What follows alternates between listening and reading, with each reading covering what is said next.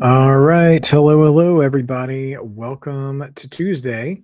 And that means another episode of NXT. We're fresh off of Vengeance Day. So we're going to have some fallout there for sure. And, an interesting card. Let's see what the evening brings us, We've got, we'll probably get the recap here to start the show. So, Mark by Wrestling, happy to be with you. And, we're going to get this thing started with a little then, now, and forever action. Hope everybody's well and having a good time. And let's get on that road to stand and deliver and see what we can do to build ourselves a nice little pre WrestleMania appetizer. Here is the Vengeance Day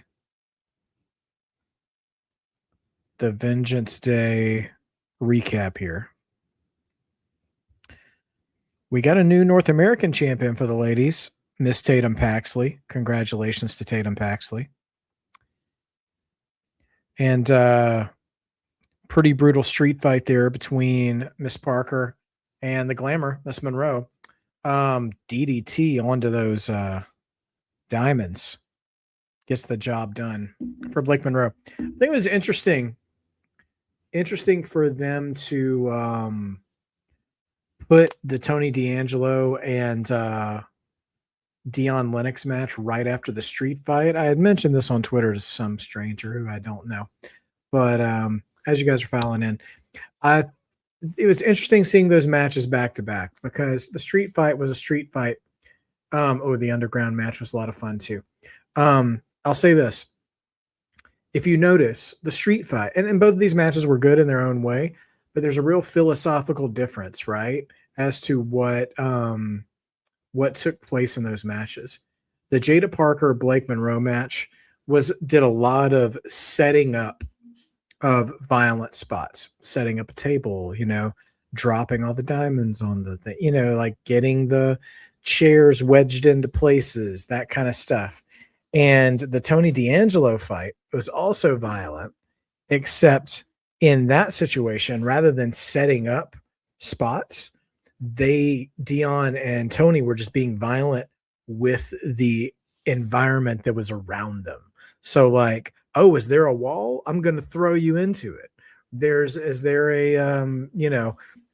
a table already set up? Then yeah, I'm about to put you through it, that kind of stuff. And while I was more excited before the show for the Jada Parker Blake Monroe match, afterwards I thought the Tony D'Angelo match was better.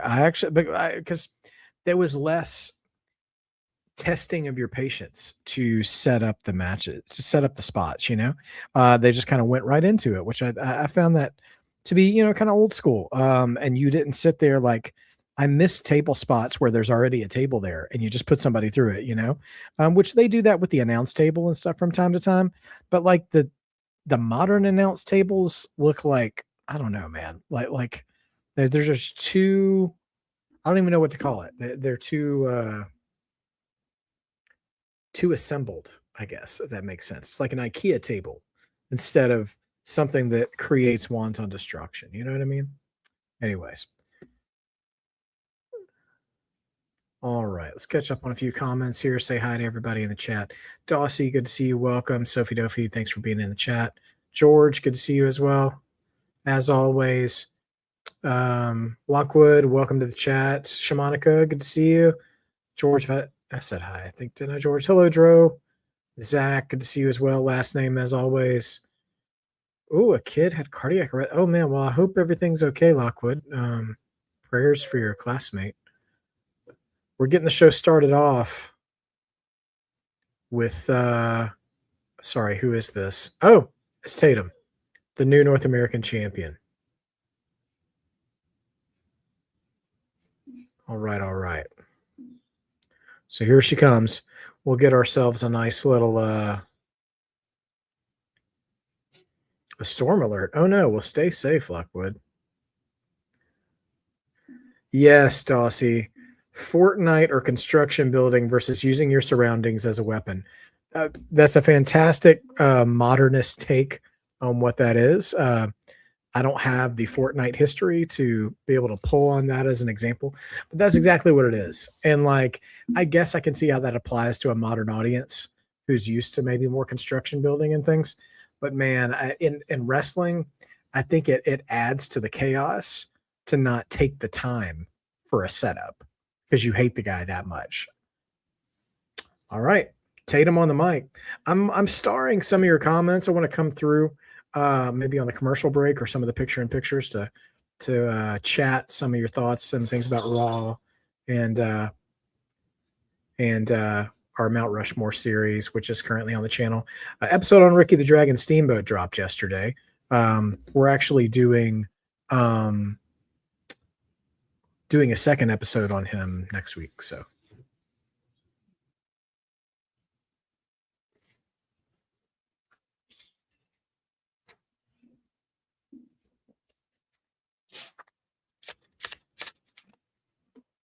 okay, we're gonna get a introspective promo here from Tatum, I think.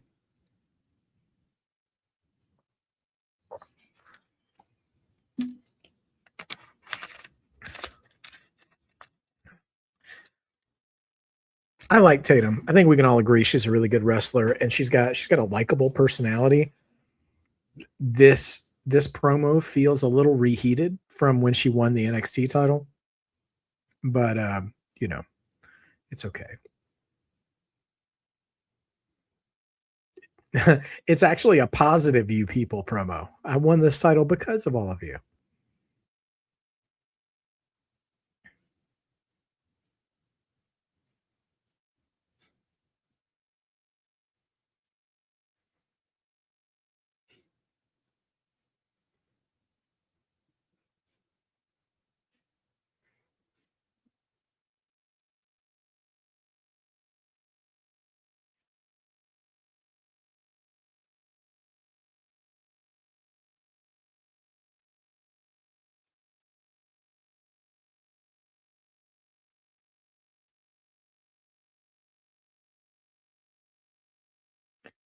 Uh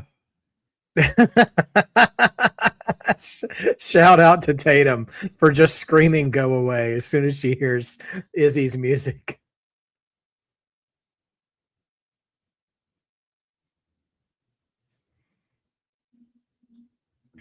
Yeah, George. I hope she. I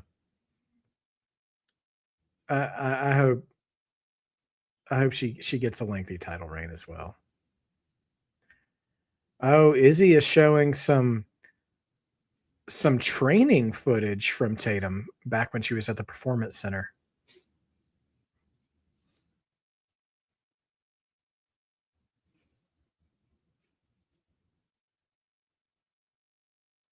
I'll be right back, guys. Give me just a second.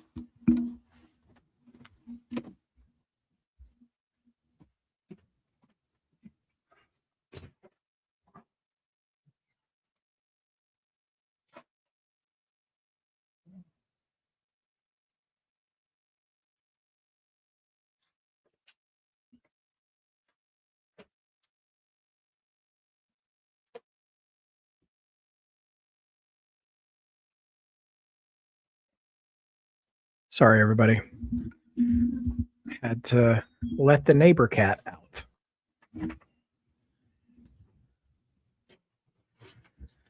Okay, let's see.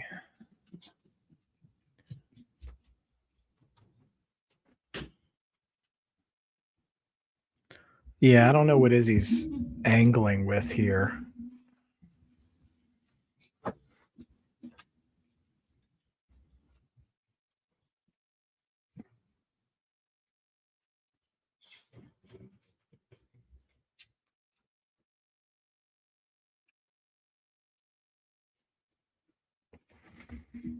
I don't think Tatum's ever tried to prove she's not a weirdo outcast. I think she's embraced that, hasn't she?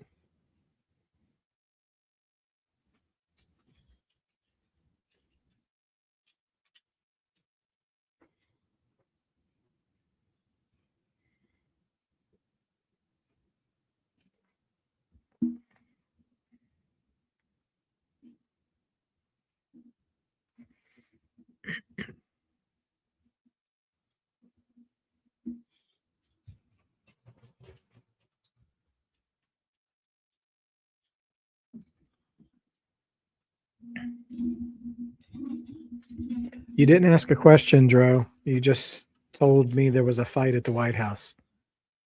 What's your question? Are you asking me to pick a winner?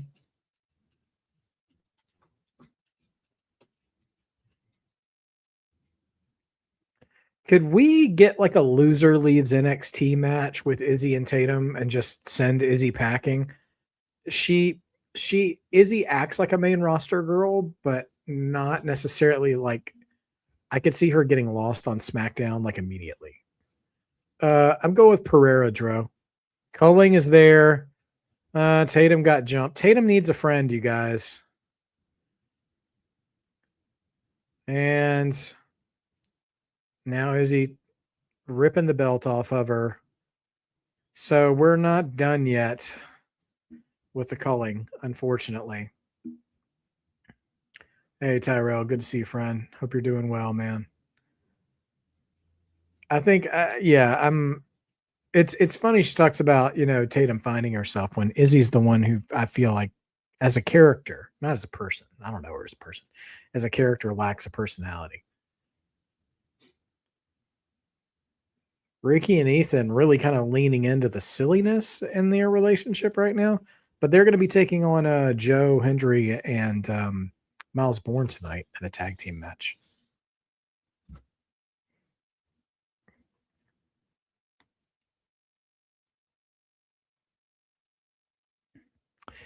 Last name, I haven't watched the Thea Hale video, but I heard she said something about, I'm generalizing here, but negativity on the internet. Like, what's the story there? Like, what happened?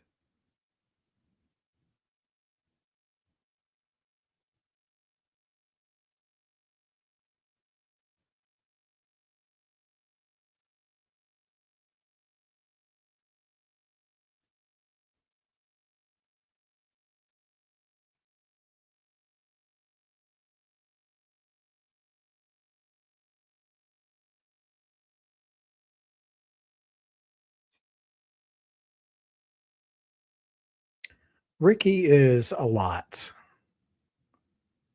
to me. He's a lot. All right, we got a triple threat match coming up here. Jasper Troy making his entrance. He's going to be taking on Eli Knight and Sean Legacy. Sort of a repeat of that speed title match, except no championship on the line, no 7-minute time limit, and we're swapping out Elio LaFleur for Sean Legacy. Tatum and Danhausen. I could see Tatum and Danhausen having some fun together for sure. I think that would be great. Jasper does need more work. I mean, I'm glad he's in NXT. He's got some pros, like his black hole slam, his boss man slam is really good. Some of it, I don't know if the chains are really doing it for me as a gimmick, but he's got that aggression. But I think he just needs some more fine tuning, which is exactly what NXT is for. Honestly, I wouldn't hate it if he was in Evolve. Just to keep working on the fundamentals. You know what I mean? Taporia versus Geth for the lightweight title. Give me Geth on that one, Dro. Did I see the Morrison interview with CVV? I have not watched the whole thing, but I have seen clips of it. Interesting to hear Morrison talk about kind of feeling sidelined. I think that's a common criticism from AEW talent. AEW has Dynamite and Collision, but they've got a pretty big roster for a small amount of airtime.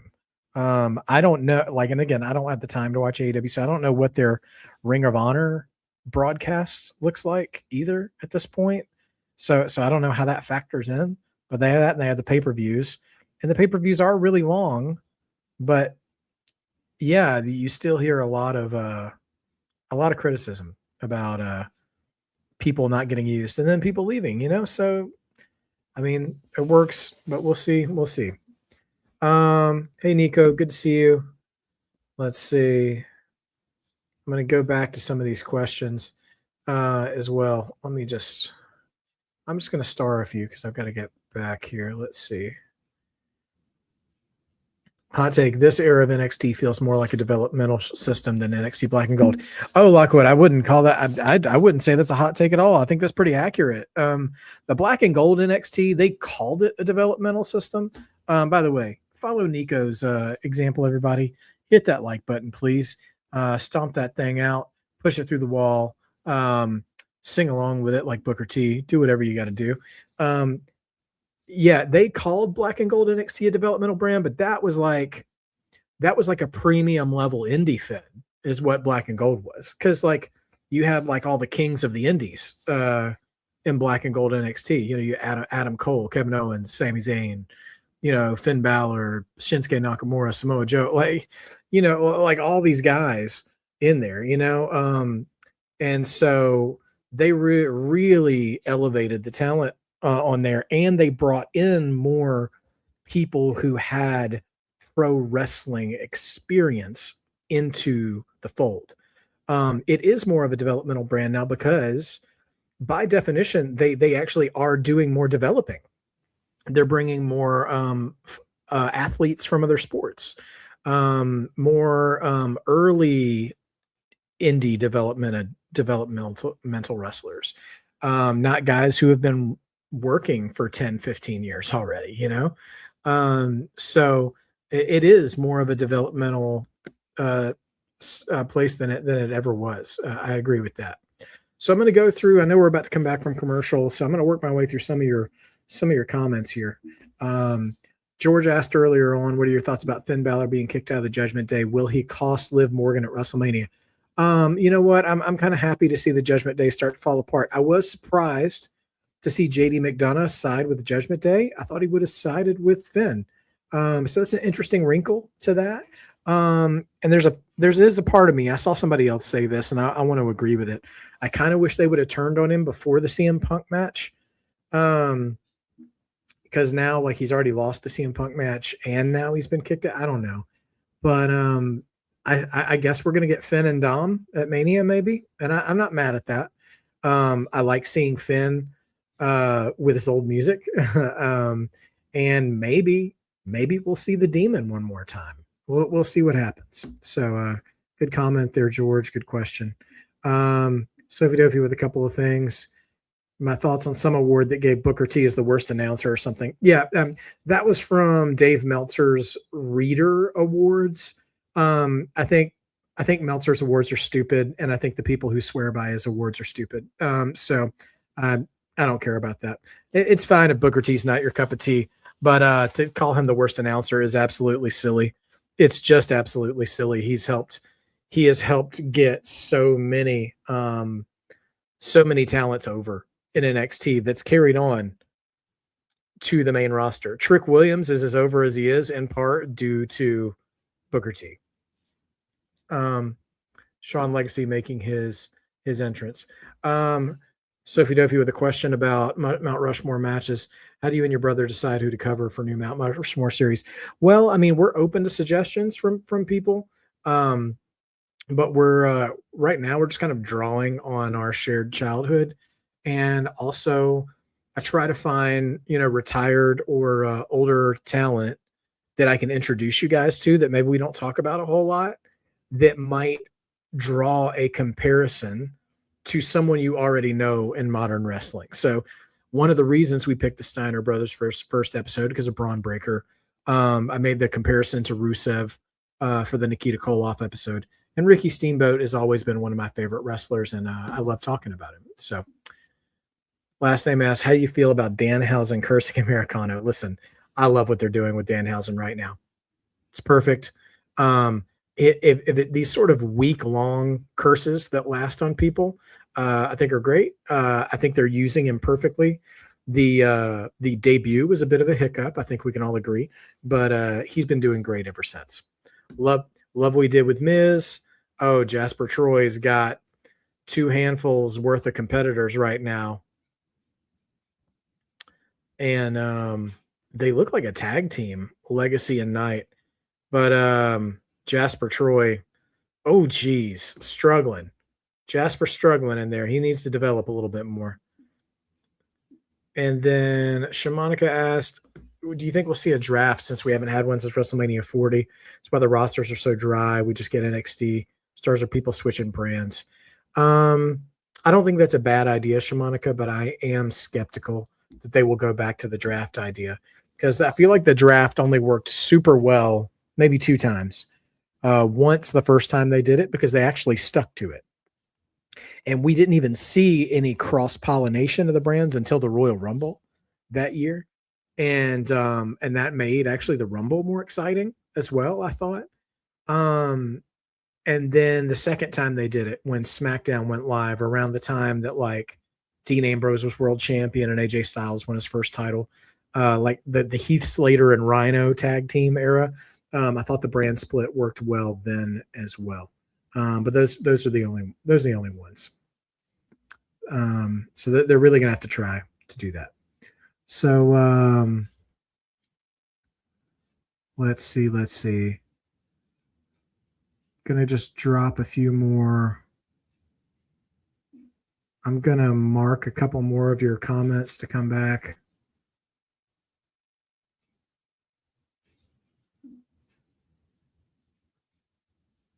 Yes, Dawsey. Yeah, I was thinking about Stephanie Vaquer. I forgot about that as well. Lockwood, yes, like Bam Bam Bigelow and Vader to Bronson Reed. That's actually a wonderful idea, and I'm going to mark that down for future episodes. I appreciate the suggestion. I'm just going to get my little trusty note taker here. Let's see. Oh, Keanu Carver is here. And whoa, Carver just choke slammed Jasper Troy through the announce table. Booker is taken aback too. Saying, stop playing with me, dang.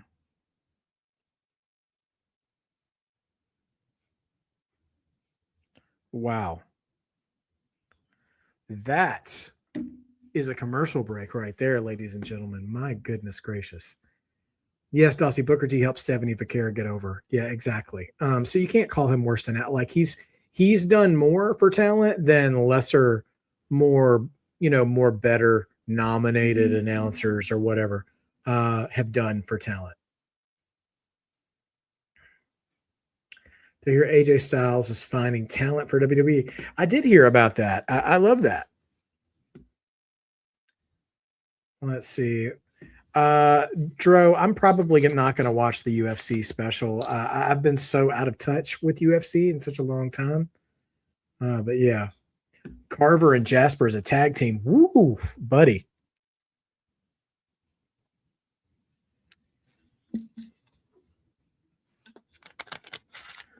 I don't know if you guys are getting the live feed of NXT right now, but Booker T is crashing out. He's like, my life is in danger right now. Oh my gosh. He is crashing out on commentary. It's hilarious. All right, let's see what else. Last name asked how you feel about the Usos in the Punk segment. That's very interesting. I don't know how this whole Punk Roman match is gonna shake out.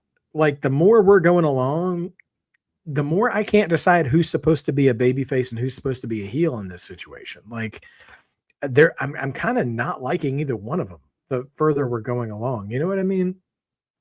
I'm still very interested in the program. I just don't know. I'm just going to sit back and watch it, I guess, I like the Usos, getting that aggression back. I like Jimmy getting more involved, I like Jay dropping a little bit of the silliness. So yeah, we'll see what comes of it. Meanwhile, Sean Legacy just channeling his inner Gunther right now with these chops. And then Lockwood asked, what are your thoughts on Dave's star rating system? Listen, Dave can do Dave, but as far as my opinion of it, I don't care. Do not care about what another man says is the best match of all time. I'll decide that for myself and my own fandom. And when I think once AEW came into existence and I saw how liberally he applied 5-star matches to their product, like it told me everything I needed to know about what he thought was good wrestling versus what I think is good wrestling. And so like I can't trust his tastes because they don't align with mine. So, you know, if people love that stuff, great. And I don't besmirch him for having an opinion on what he thinks good wrestling is. I have a problem with people outside of him um, treating him like he's some voice of authority on wrestling quality. Because he's not. Um, there is no unified voice of wrestling quality in the fan space. There are a lot of things we all agree upon, which makes fandom in our communities fun. But yeah, so we'll see. But I'm not. Yeah, I'm not like, oh well, Meltzer didn't like that match, so it's who cares? Who cares? Like, if you liked something and you can say why you liked it, then good, then like it. Who cares if someone else says it's not? So I think Stone Cold will be at Raw on Monday for 316. Well, you know what? They're going to be in San Antonio, Shamanica. So he could be. I will say I don't know though that oh gosh, a volcano just erupted in Hawaii. I just don't know what they would do with him other than, pop the crowd. It's the road to WrestleMania, so like is he going to get involved with anybody? I would love to see him give a stunner to Logan Paul. I think that would be fun. But it's not outside the realm of possibility because they'll be in San Antonio. You're absolutely can count on them at least having a video package. What could be fun? I know we've got a really good thing going with The Undertaker inducting people into the Hall of Fame. I thought I just had an idea, but I don't have an idea. But it would be fun if Steve Austin showed up to induct someone in the Hall of Fame. Like if he got to okay. Everybody just shut up for a second. I have a good idea. Steve Austin shows up on Monday in San Antonio to announce that Brian Pillman is going to be inducted into the Hall of Fame because that was his boy. Although that does kind of ruin the whole Undertaker thing.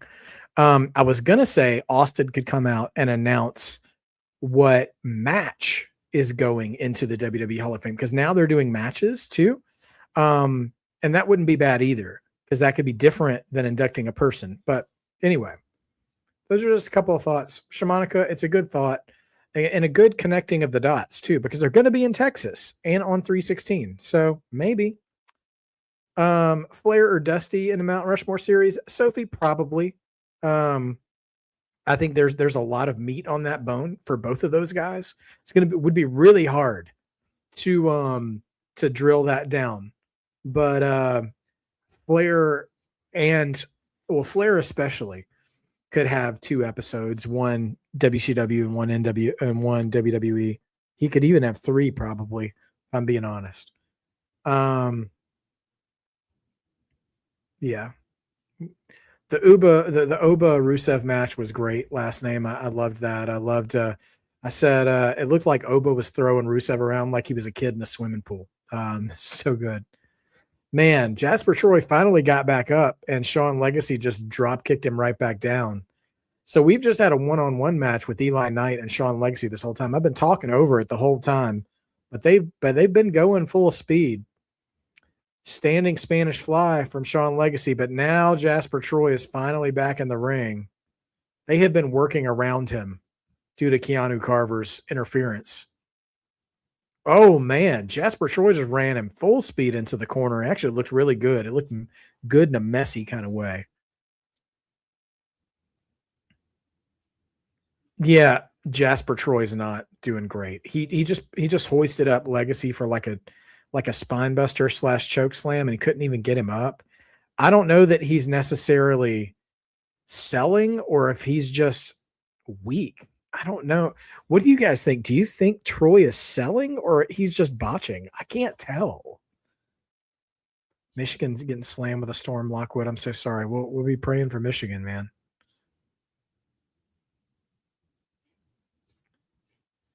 Sophie, I would hope that Bailey gets a slot somewhere at Mania. Surely they can find a way to not exclude her this year.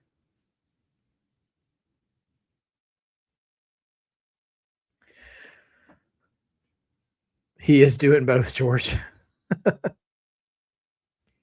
Lockwood, I'm sorry. All right, well, I'll try to do a better job of giving you play by play. Jasper seems to be back in good graces right now. He's still selling the ribs, though. Thunderous, no pun intended. Choke slam, double stomp from Legacy breaks up the pin, though.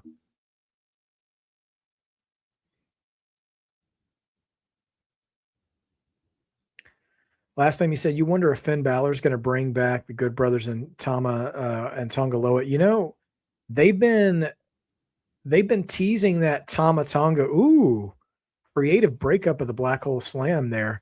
A drop kick right in the mid move from Eli Knight. It would be interesting. You know, we're seeing these stare downs on SmackDown. Springboard 450 from Shawn Legacy, and now Knight's up top. Man, a huge moonsault from Eli Knight. They're both covering him. That's a double pin.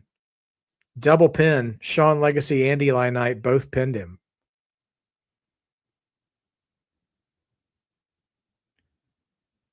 That shouldn't count.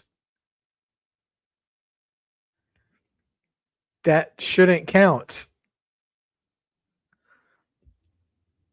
It was a fun spot, but like you don't just both win. They're like those two Olympians. Like, can we just both have gold because we tied?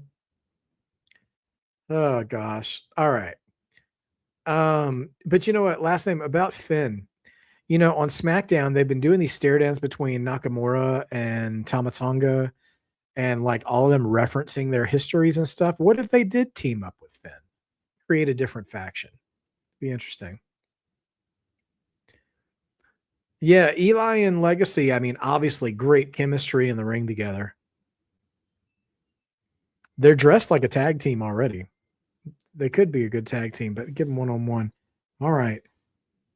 Here comes Tatum looking for somebody.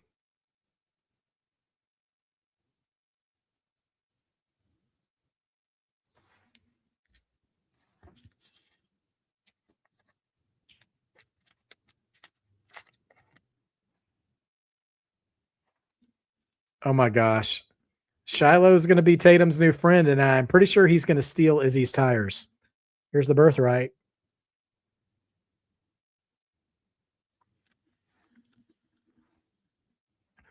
Convenience, Stassi. You know it.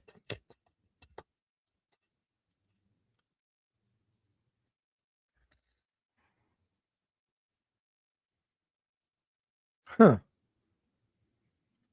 Uriah said he called his dad and said they're on their way. Who are we about to see? By the way, Birthright, Lexis King, and Uriah Connors are going to be taking on Charlie Dempsey and Tavion Heights in a reunion of the NQCC tonight after Charlie Dempsey apparently declined an invitation to the Birthright. So I was kind of hoping we would see the other Finley join up. Of course, he's all elite now, so good for him. Get paid, sir, and make a big splash over in AEW, Mr. David Finley. But yeah, I wonder, are we about to get more, nepo baby performers showing up to join this faction? Should be interesting.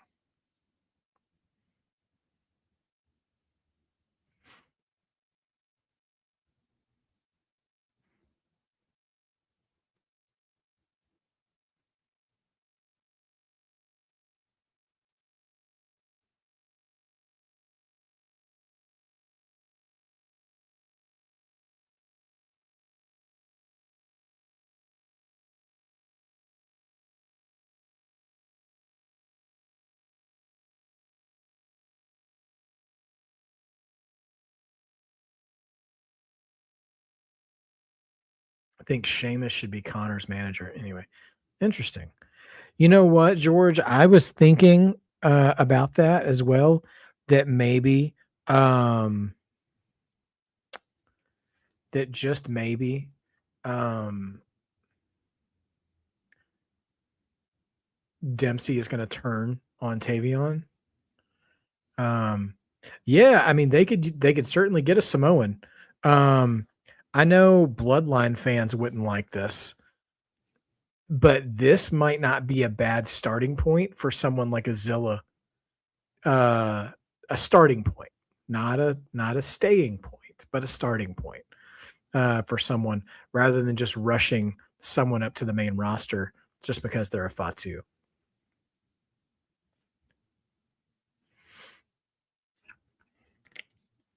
I don't know. We'll see. We'll see what happens. Yeah, Fitz other kid is in AEW right now.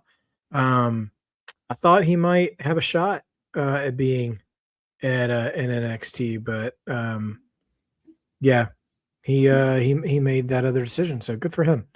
I'm sure that because I mean, the rumor is they pay well over in AEW, so anybody can be gainfully employed. Take that opportunity. Shimonica, I feel you on that.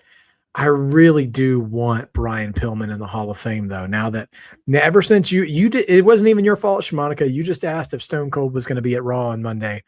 Now I've got that idea in my head, and that's what I want.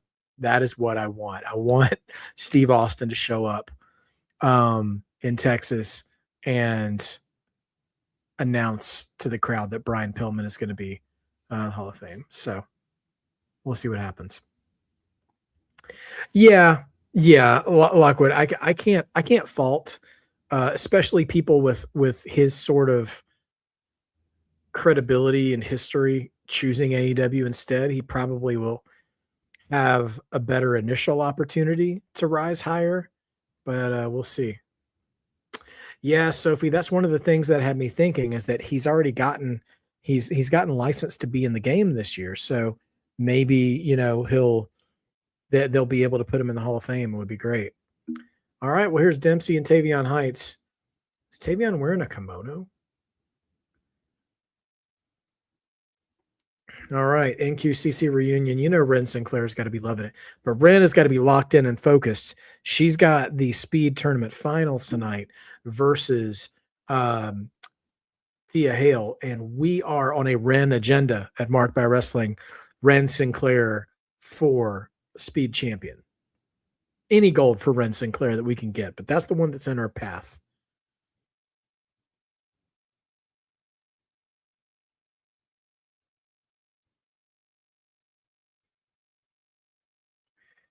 It is so weird to have Stacks as a part of this group, but I understand he's there. Thank you, George. I was just thinking the exact same thing. Stacks does not belong here. How are you the Nepo baby of a Nepo baby faction? That's what Stacks is. He's only there because he's engaged to Ariana Grace. Ariana, Lexis, and Uriah are the actual birthright people. Santino's daughter, Pillman's son, and Finley's son. And I don't know where Brooks Jensen has been at, but I thought he started off with this group. He could be in here as well. Maybe he's one of the guys that are coming up, that are showing up. And then Dempsey as well, Regal's kid.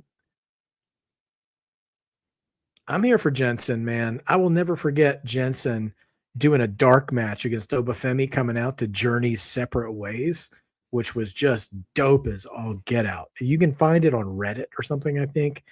But just a great little entrance.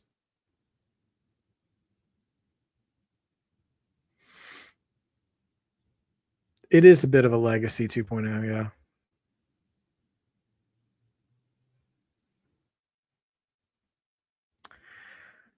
You know what? Whoa, what a dive from Connors. Connors has got a vertical there.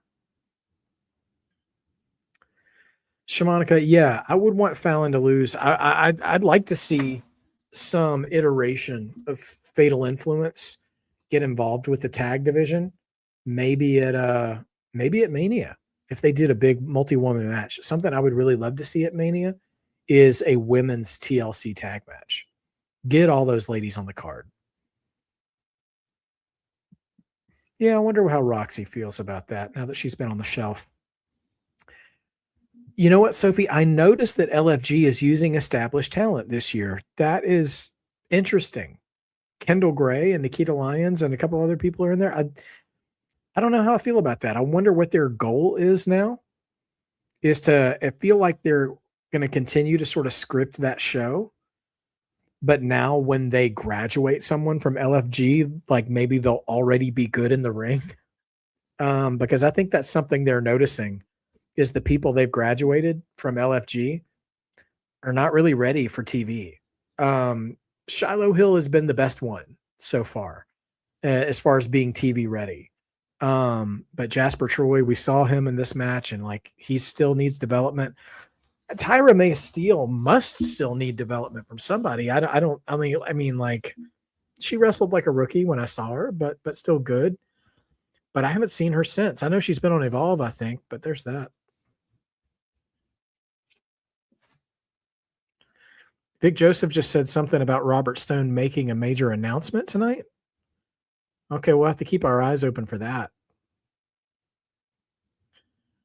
Wonder if it'll have something to do with Stand and Deliver. We'll see. Of course, next week they'll be in Houston for a big show there as well.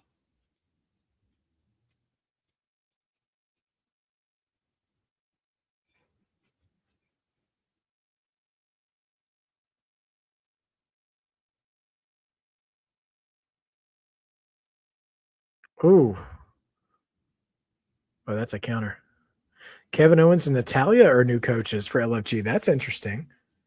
I'd like to see Kevin Owens as a coach and Natalia too. I think they both could do a really good job legitimately. But I think Kevin Owens would make for good TV too.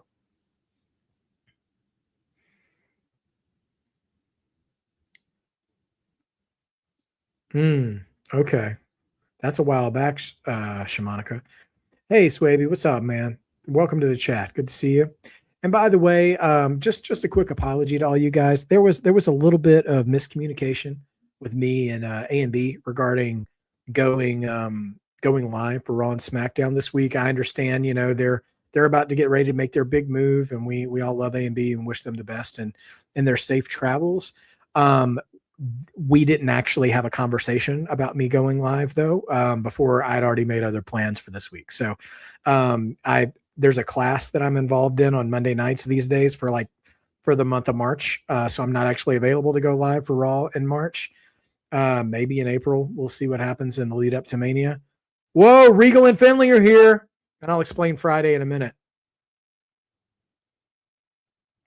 Oh, Dempsey just turned German suplex on the floor, and Regal and Finley are actually here. Are they gonna like manage the when Connor said they're on their way, I didn't think about it actually being them.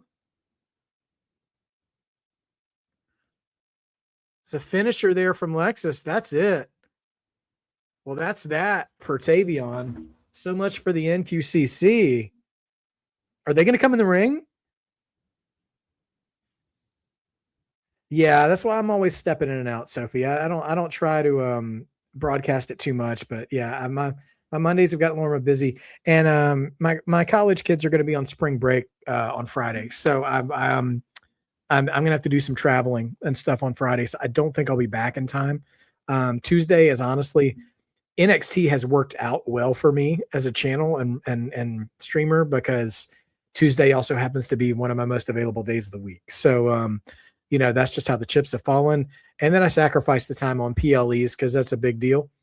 Oh no, I'm taking a class. I'm in a financial management class right now.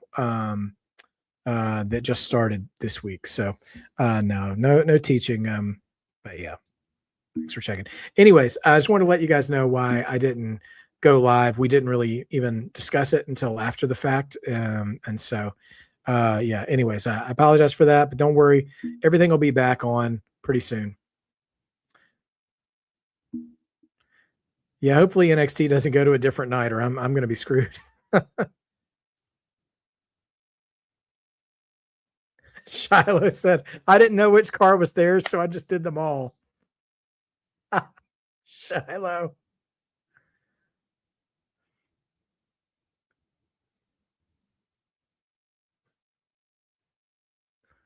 Shiloh is the menace of the NXT parking lot. That's fantastic.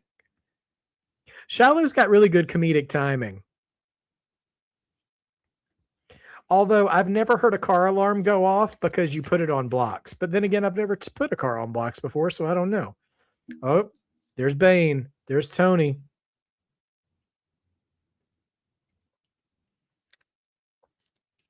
Well, I'm very, very intrigued that we have William Regal and Fit Finlay showing up on NXT. And now it is official that Charlie Dempsey is a part of Birthright, along with Lexis King, Uriah Connors, and Ariana Grace. I will not recognize Stax as a full-fledged member of that group. I don't care. He's not a part of the bloodline, so to speak. Yeah, so that's very interesting. And of course, they said Tony D'Angelo will come and speak next. So are we to believe that Tony is done with Dark State now? Because he ragdolled Cutler James. He beat Dion Lennox at Vengeance Day. And he pretty much was the reason why Osiris and Sugars lost the tag titles. So are we done there? Because that was a thing that he said when he first came back. It says, I've got two missions. One is to take out Dark State. Two is I'll tell you after I take out Dark State. So I wonder if he's going to tell us what his other plan is. And I wonder if he's going to come for the NXT title. I think at this point what else would he want to do still in NXT? Because if we think back, he's done everything, right? I think they won. Didn't the family win the tag titles at one point? We know he was North American champion at one point. He was even Heritage Cup champion. So, I think he's won everything he can win other than the big one in NXT. So I maybe now isn't the time for it necessarily, but I don't think it'd be a bad idea to at least say he's got that belt in his sights. We'll see. Yeah, what, Swaby, I was really surprised, even though we kind of dog on Dark State here. I was surprised to see them not get included, given that they included people from AAA. They're going to bring the Hardys back in. We get I tell you what, man, I get a little exhausted with the different years and iterations of characters we get in the game. I don't need 4 versions of The Rock in the game. I don't need 5 versions of Triple H in the game. If you can give me more talent to work with, that would work. I would prefer that in 2K, but at the same time, I don't have the money for 2K. It's overpriced this year, and I'm hearing that even if you buy the most expensive version, you still have to grind your way through the season passes to unlock stuff or pay more money just to have it unlocked for you. And I don't, even if I had the money to buy the game, I don't think I'd have the time to grind through the season passes, which is really upsetting. I don't know if do the season passes expire? So if you buy the game 4 months late, do you just not have access to those season passes? I don't know enough about season passes and battle passes or whatever as to how they work. And because I tell you anything, anything that would grind my gears more than buying a game knowing I can't play as everything that I will never have the capacity to unlock everything, or the ability to unlock everything in the game. I'm not for that life. $40. That's so crazy, Shimonica. It's so crazy. Yes, Dawsey. Stax is Nepoception. I agree. Yeah, it's Nepo baby Inception all day long. Oh, Steiners are going to be at WWE World. Look at that. They don't expire. Okay, well, that's good. At least there's that. We got ourselves an entrance here. Tony D making his way to the ring.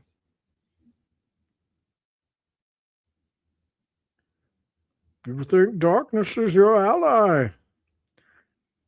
I was born in the darkness, molded by it.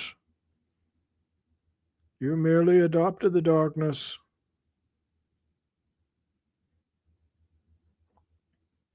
You try to save for pass 2, it won't save. Interesting. I've heard the key to grinding your way through a battle pass, though, is changing the sliders for like offense and defense, and then just pummeling Eric Bischoff as Brock Lesnar. That's what I've seen. Oh, so your VC doesn't carry over? That's no good.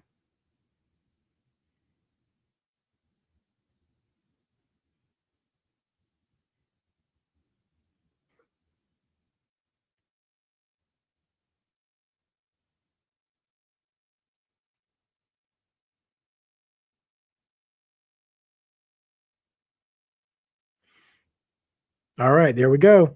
We remembered, Tony.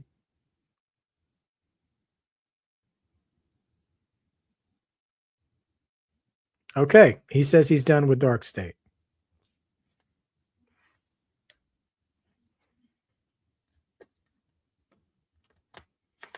He's not talking like an Italian anymore.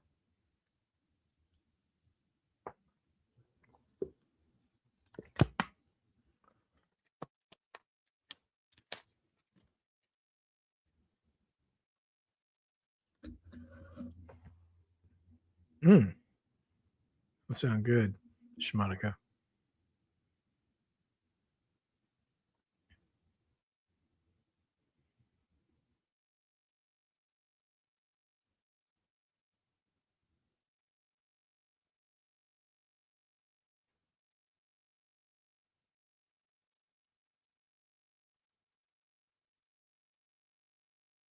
Yep. NXT title.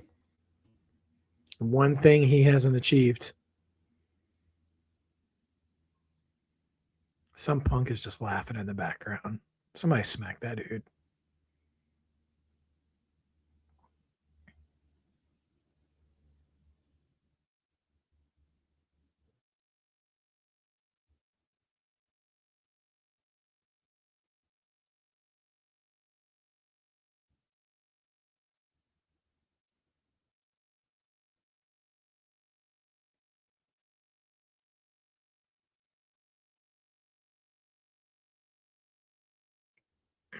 All right, crowd behind Tony.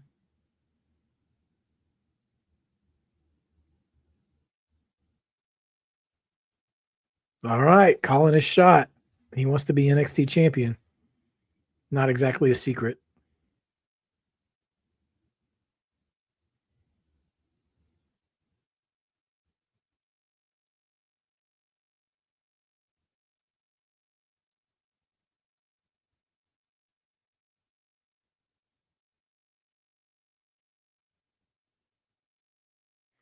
He said, we ain't gonna break bread.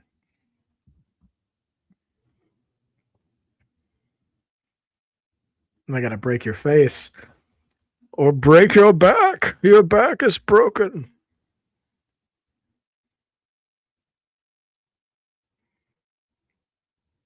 He said it ain't business, it's personal.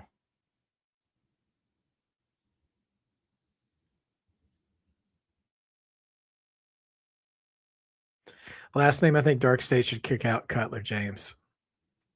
Or Dion Lennox. Dion can survive on his own. Come on with it.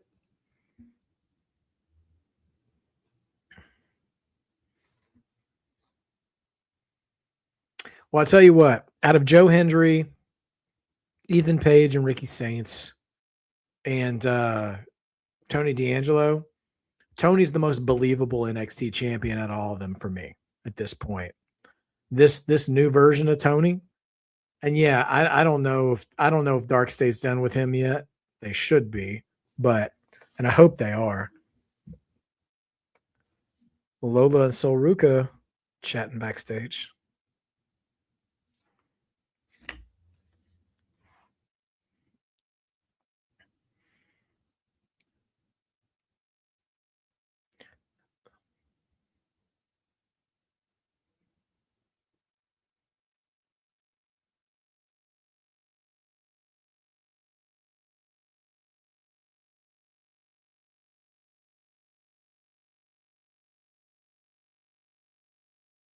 Okay, well, here comes Fatal Influence. So we get Sol Ruca versus Lainey Reid one-on-one.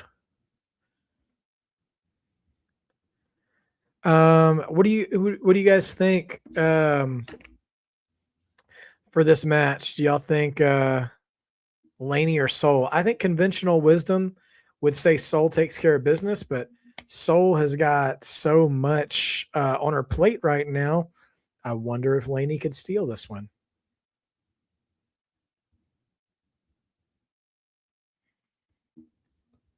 All right, we are back on break, everybody. But yeah, man. So I think good good promo from Tony. Excited to see how he manages to, proceed. And like will he cuz it seems like it really seems like, what do you want to call it?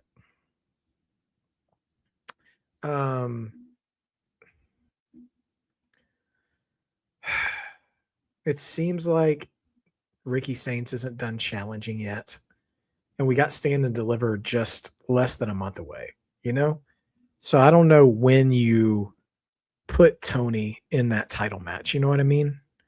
So I wonder if maybe Tony gets his shot after Stand and Deliver, maybe. We'll see what happens.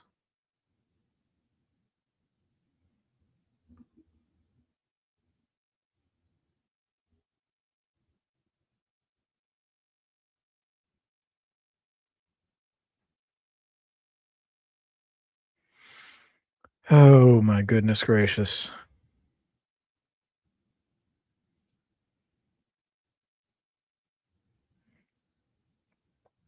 You think Zarya helps Sol Ruca win?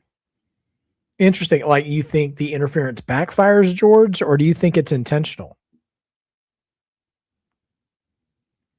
Because I could see Zarya just creating chaos. You know what I mean?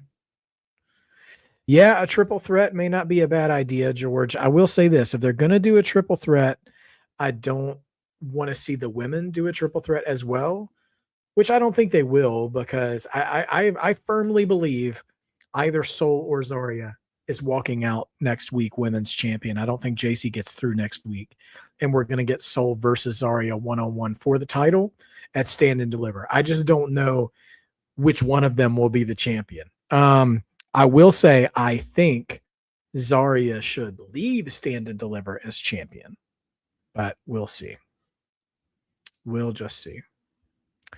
I know. It's almost as if Joe didn't want to appear. We'll see, though. We'll see what happens. Oh, man.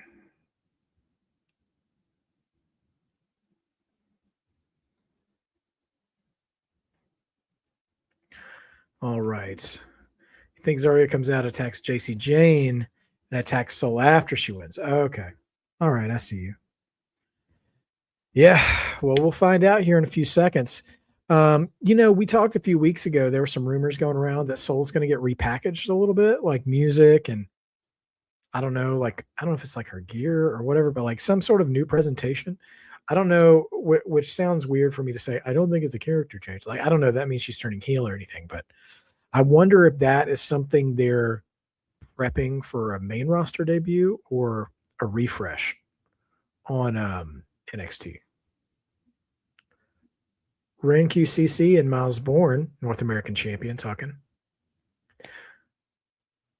Swaby, I think she should get called up after this, 100%. Oh, Wren is going to try to summon Joe Hendry because Myles is looking for him. She's open. She's going to open the fridge. He's not going to be in there. Nope, that's a cake.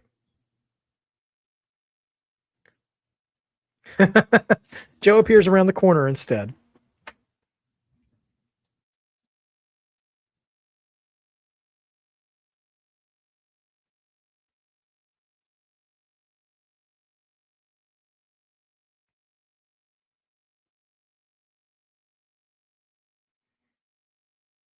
Kendall's eating the cake. She's like, I don't have a match tonight.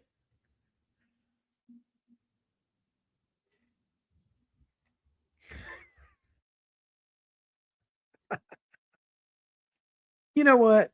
I'm kind of here for that silliness. I'm okay with that. Oh, Sol Ruca getting the 2K entrance treatment. All right. Here she comes.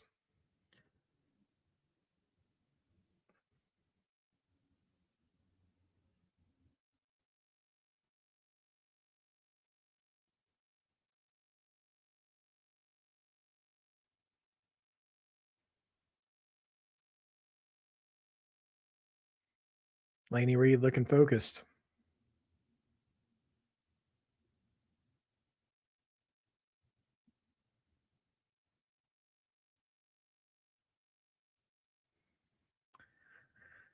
Swaby asked for the match between Randy and Cody. Which one are you thinking goes heel? I don't think that they're going to have an established face heel dynamic going into the match, Swaby. But I think Cody should expect the same treatment he got against Cena last year. I don't think Vegas is going to be cheering for Cody. I think they're going to be all behind Randy. And I find it interesting that Cody is superly over unless he is facing a like mega transcendent star like a John Cena or a Randy Orton. And he's always getting paired with those guys at WrestleMania, at least the past 2 years, which is interesting to me. So I don't know how the cards keep falling that way, but I don't want to see Cody turn heel until the live crowds actually start to sour on him more. And I'm not talking about WrestleMania. I mean, like, if he's showing up on SmackDown and starting to get booed routinely,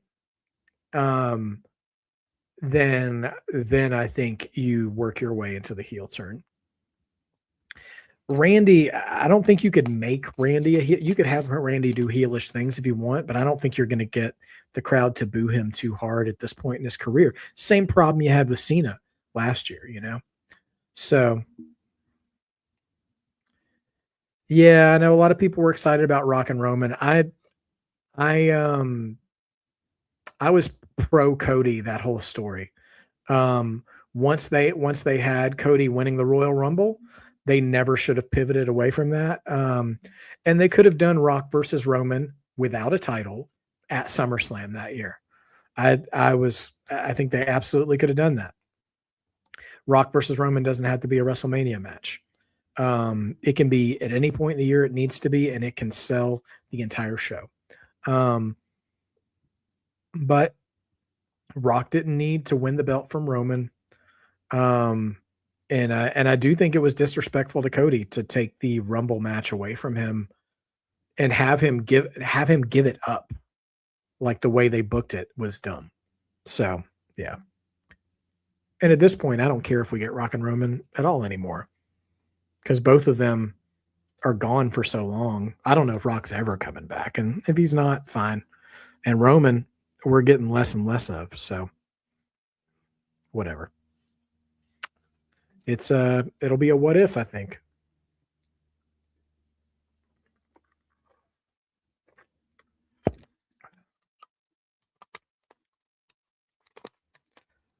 Yeah, this sort of Royal Rumble-ish gimmick, like the skater pants and stuff. Maybe she's leaning a little more into that. Maybe that was more of the rebrand.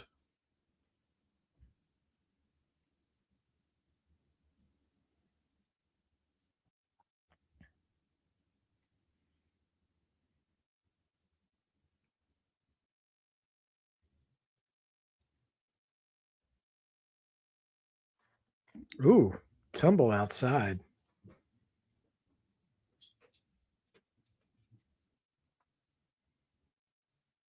Ooh, standing moonsault there.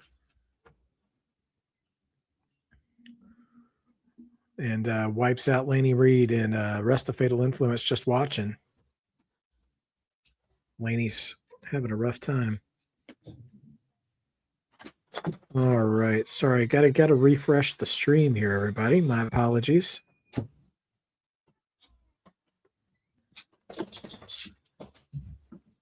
All right. So sorry guys, I got kicked out of my stream. And when I came back in, Lainey appears to be in control now. So right, exactly, Dossie. They did not need the championship. They had the Ulafala, they had the head of the table, real tribal chief stuff. If they wanted a belt, they could have fought over that fake Muhammad Ali belt that that Rock was, just parading around that whole weekend. RT Rick, welcome to the chat, man. Good to see you.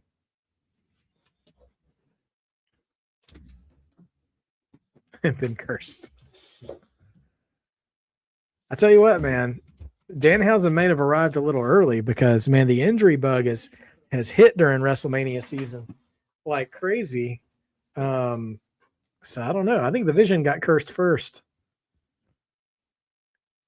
Heyman's not even with him anymore. Just nutty.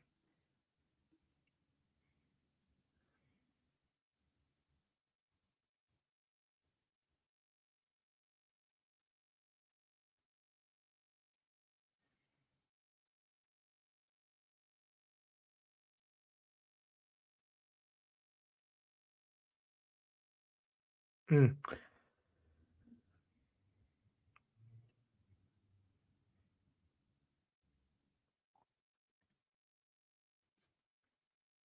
Yeah, I would expect there to be some shenanigans to finish this match. We'll see what comes of it for sure.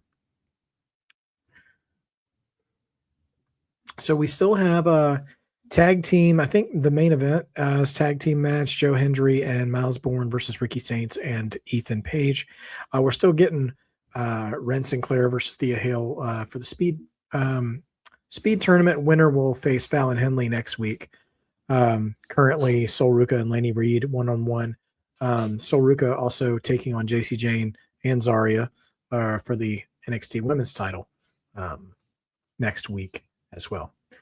The Seth Rollins segment last night, I thought it was fine. RT Rick, Sol is facing Lainey Reid of Fatal Influence.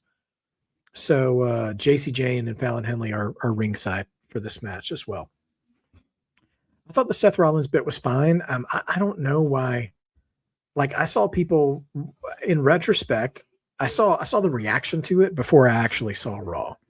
And once I watched Raw, I felt like people really overreacted to it. Like it didn't seem like that big of a deal to me. One thing it is I have noticed is that Seth isn't talking yet, which is pretty interesting. So I wonder if there's something to that. Somebody drew a comparison to Sting, to Crow Sting of Seth just not talking. But so yeah, like the whole like I'm surrounded, League of Shadows kind of thing. You don't know which one is me. They looked a little goofy in the execution of running around, but what they were going for, I thought was neat. It's got me thinking too. WrestleMania. I would have thought we're going to have the Usos versus Logan Paul and Theory. Do you put just for WrestleMania the team of LA Knight and Seth Rollins together and make it a triple threat match? Do you do that? Because I'm not interested in LA Knight taking on Brock Lesnar. And LA Knight is beefing with the Vision. But so are the Usos. So is Seth Rollins. So yeah, what do you do there? Because right now there's only two healthy Vision members. I'm not counting Brock Lesnar as a member of the Vision. And normally I'm not like, oh, you fumbled if you don't do what my fantasy booking is. But I don't know how you do anything but Brock Lesnar and Obafemi at Mania. Maybe Gunther, but I think Brock and Oba is the call for Brock's match. So you have a very interesting scenario and how you book what's left of the Vision, having LA Knight, having Seth Rollins, and having the Usos, all of them kind of involved with each other. So I wonder what you do with that. It's just something to think about. Soul with an electric chair drop on Lainey.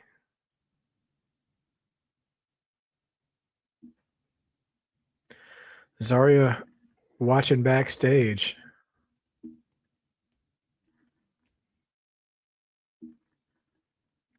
Right, the Usos have the title, so it could be a tag title match. You could do that.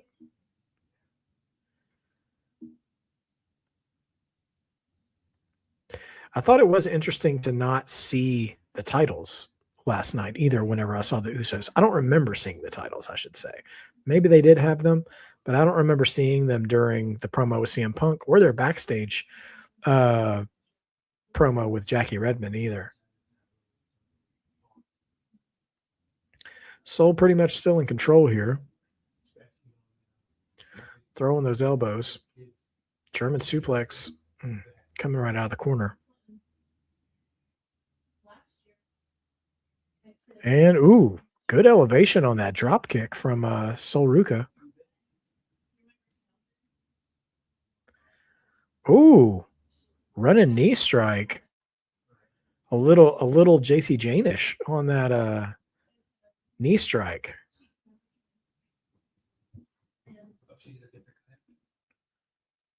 All right, let's see about springboarding in. Nope, rolls through. And ooh, kind of a blue thunder bomb from Lainey Reid.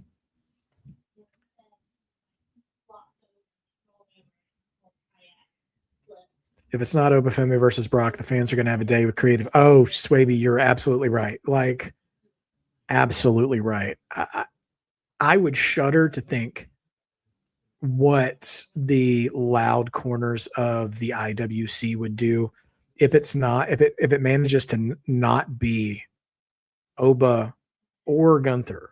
I mean, they have not done anything to make a suggestion that it would be Gunther in any way. So I don't think it should be.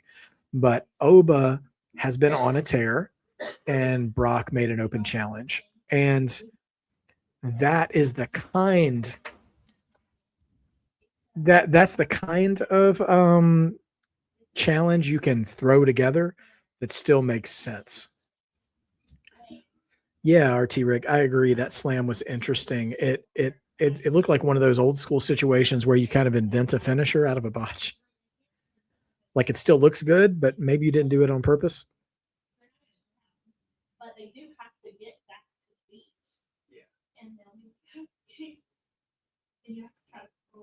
All right. Roll up here too. Man, Lainey looks like she's got a bruise on her leg forming. Maybe it's just the lights. It's a small women's wrestling chant from the crowd.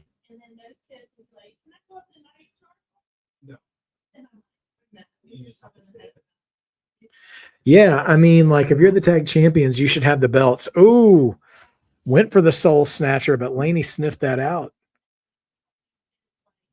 And now a crucifix bomb from Lainey Reid. But yeah, if you're the champions, you should be sporting that belt. Knee pad is down. Oh, nope, she misses. Roll up. Oh, she's going for a soul snatcher. Hit it nice and snug. And that's going to be that. Soul wins. And no appearance from Zarya ringside. We did see her backstage.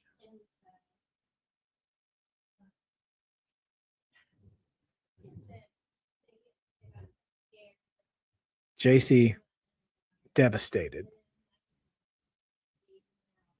Good match with Soul and Lainey. They worked energetic match. They definitely worked their conditioning.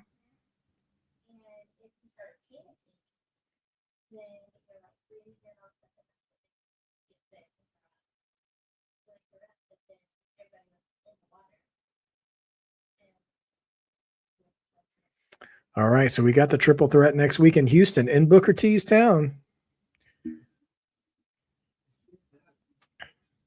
Oh, there's Zarya.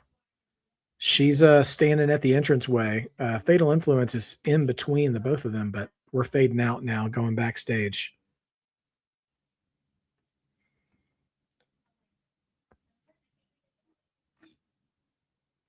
Robert Stone.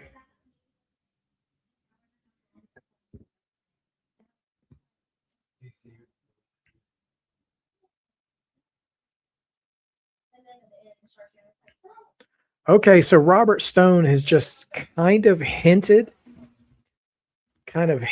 about eliminating the speed tournament. Vanity Project.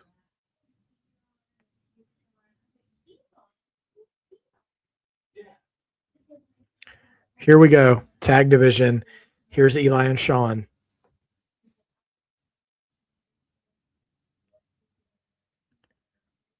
There's your match. There's your match.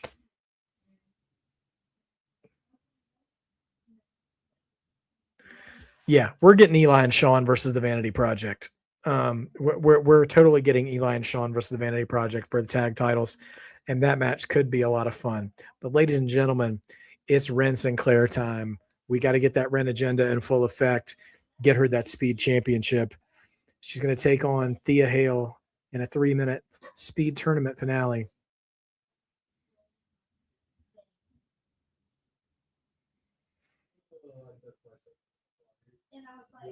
All right, everybody. Let's go. Crowd's already behind Wren. Yeah, okay. So somebody bring me up. Yeah, no, Wren's got new music. Very interesting. Somebody tell me what happened with Thea Hale on social media. She posted some video about negativity or something. I don't know, like what happened with somebody, were people dragging her on social media? Like she doesn't seem like the kind of person who would attract negativity on social media. Like she seems like the kind of person people will either really like or just not pay attention to. So anybody knows anything about that, let me know.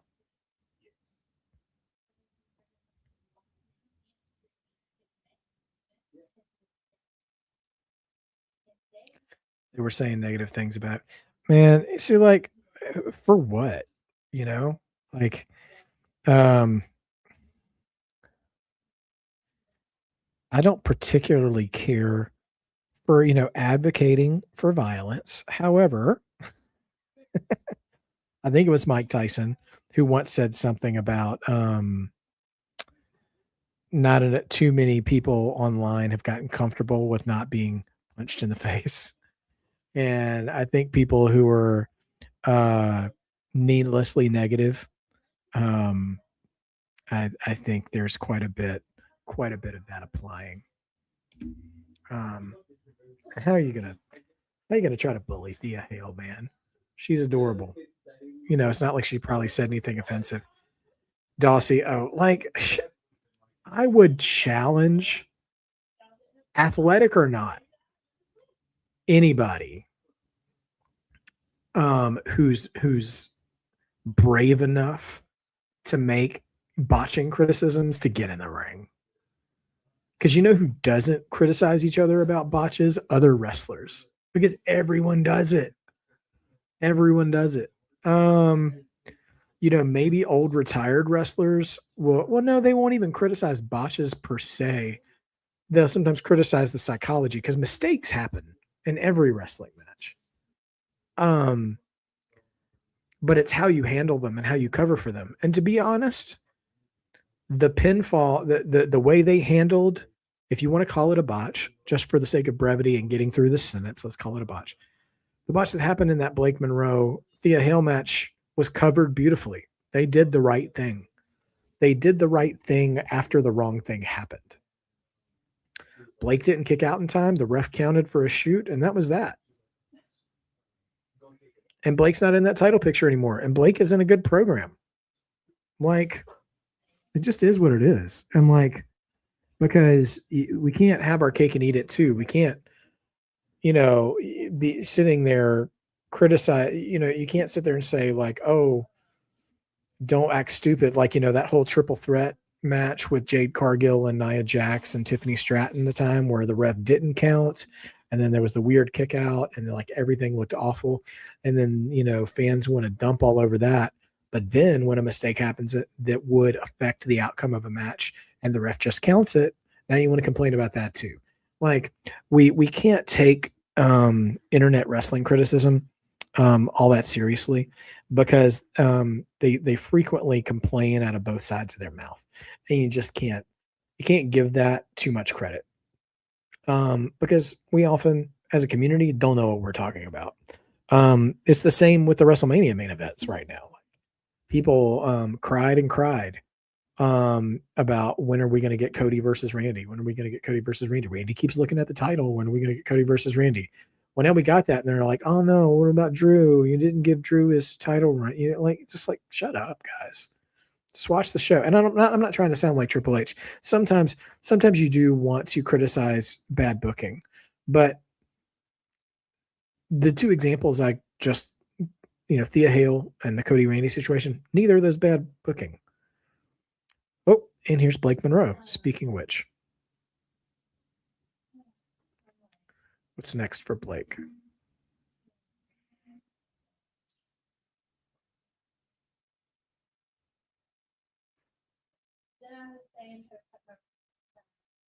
Yeah. And then I'm going to go to the weekend.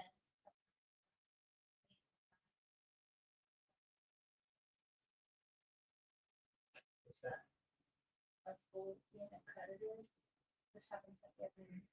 Who's about to interfere? Oh, Tatum.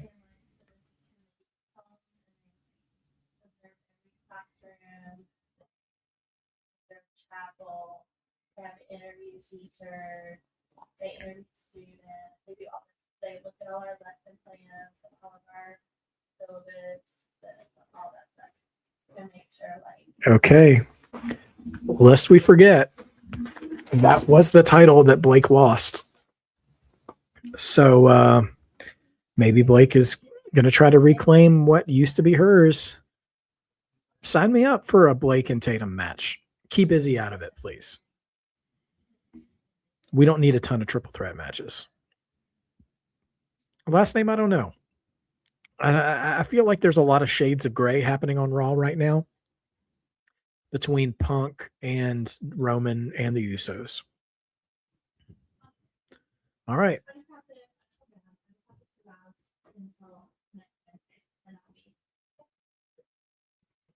All right. So 3 minutes. It's a heavyweight run, one round bout, as Bernie Mac would say. And we're going to take a look here. I want to see. We want to see Wren take this. No disrespect to Thea, who deserves all the positivity in the world.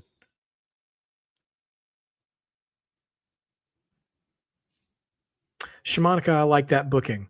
Let Tatum put Izzy down for good, and then have Blake go ahead.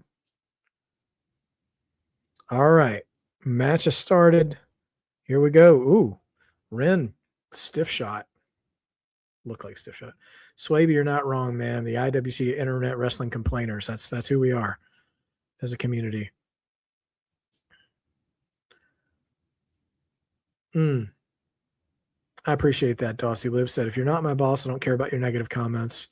Yeah, I know. It's so hard because the performers who do get their feelings hurt by comments and stuff are often coming from a place where they actually probably want to engage with their fans.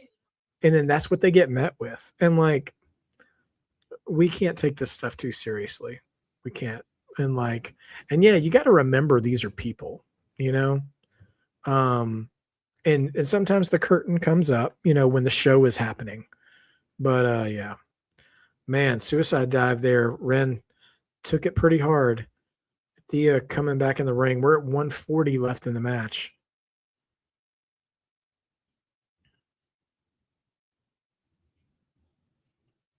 Oh, dive and Wren bails on the dive. Going for a roll up. Only 2. Oh no, Thea going for the Kimura. Come on, Wren. Come on, Wren. I don't think I've actively cheered for someone in a match. Come on, Wren. Fight it. Oh, rolling through. Okay. Reversal. Oh, let's go. The final wrench.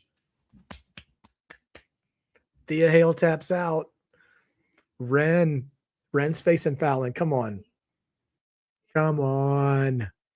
Next week, Wren Sinclair and Fallon Henley for the Speed Championship. That belt's made for Wren, dude. Come on. Oh, Wren's from Texas. I always forget that.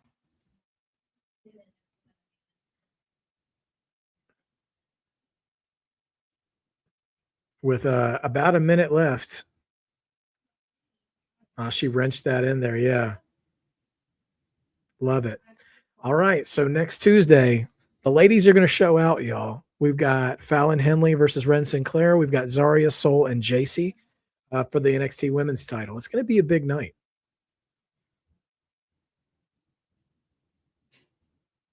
Yes, will be the first time, I think, since WrestleMania 23. We're going to have 2 babyface all babyface title matches. Big announcement from Stone. A lot of tag teams in here.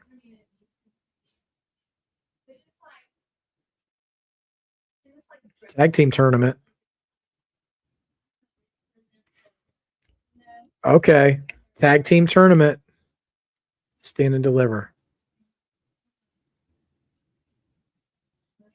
True, Dosey. They are young. Culling, Legacy Knight, Hank and Tank, Birthright, OTM, and Dark State.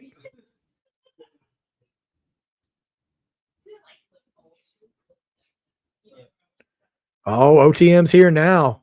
Yesterday's price ain't today's price. I might be too white to say that, but I love that quote. So I'm going to keep using it until it's embarrassing, which might already be now, but we'll see. All right, man. Love it. CVV interviewing Booker T. Yeah, that could be good. Oh, man. Okay, so we're getting a tag team tournament that will determine the new number 1 contenders for the NXT Tag Team Championships, which that title match will take place at Stand and Deliver. So we should be getting some good tag team wrestling coming up soon.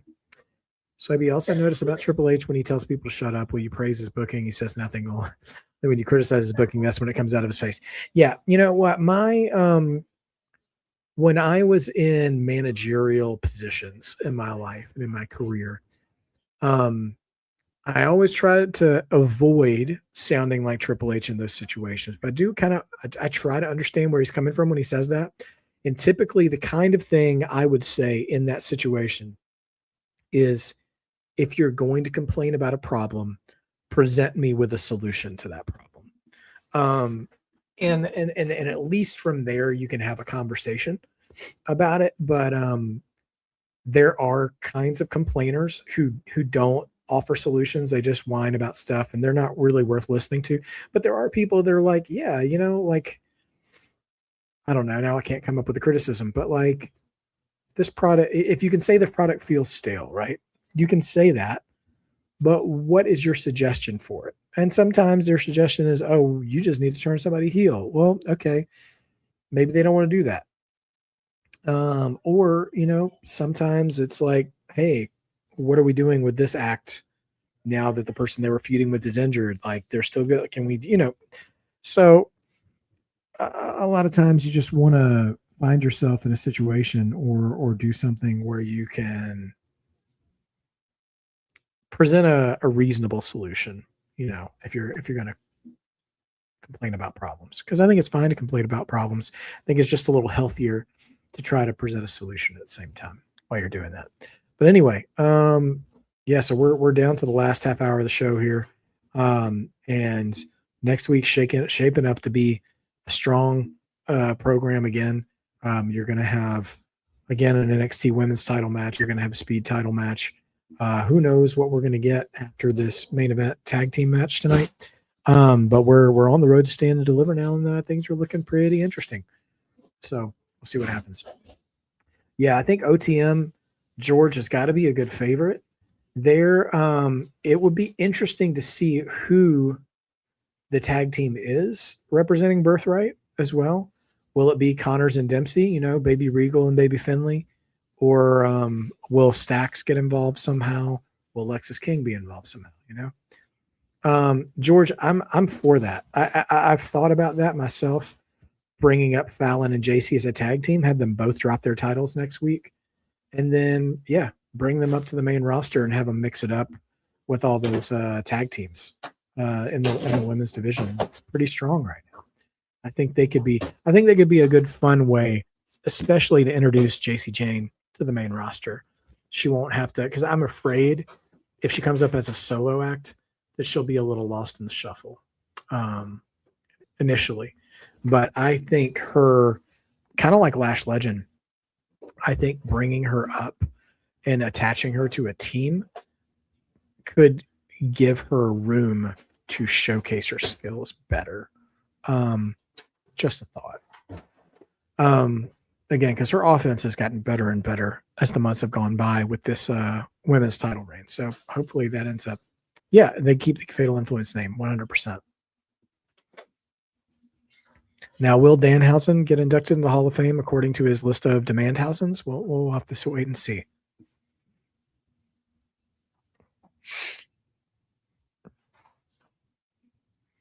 No, I think the major announcement was the tag title thing, Dossie. The tag title tournament.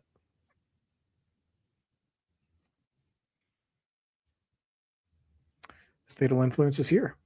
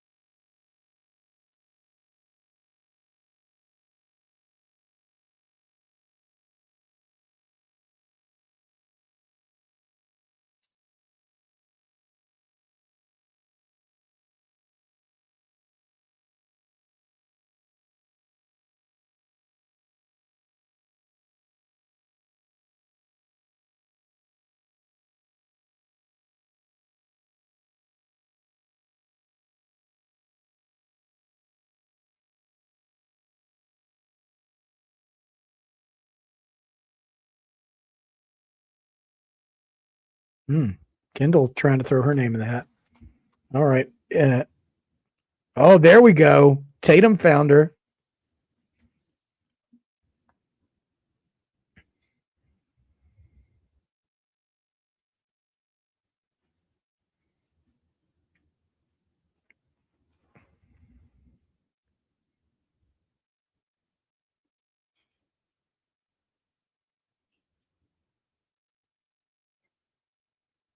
Cage.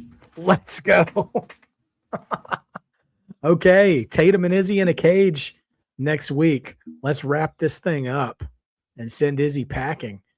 Well, that's 3 ladies title matches. That's they're stacking that card. Cage match. Okay. Swaby, yes. So Stand and Deliver is basically the WrestleMania of the NXT season. Takeover, in the black and gold days, Takeover was just the only PLE NXT had. So it was kind of like in your house, like every time they had a PLE, it was called Takeover, and each Takeover had a name. But So sometimes it was at Mania season, sometimes it was in the summer or whatever. But since they've started drawing out the older PLE names, Halloween Havoc, Deadline, Roadblock, whatever, Stand and Deliver has been like the WrestleMania. So they're absolutely building to that one. So, but man, next week's going to be a whole nother thing. Yeah, no. Izzy cannot. We must be done with Izzy in this feud at least. And yeah. All right. Ego in the ring, tag team partner, Ricky Saints coming in. Me too, Dossie. I'm really glad we have a little bit of breathing room between Stand and Deliver and WrestleMania because let me tell you, last year trying to stream both of those, my voice was done. It was a lot of it's fun to watch a lot of wrestling, but and you guys were an amazing chat that weekend, but this was a lot for sure. It's Ethan Page doing the little punching along dancing.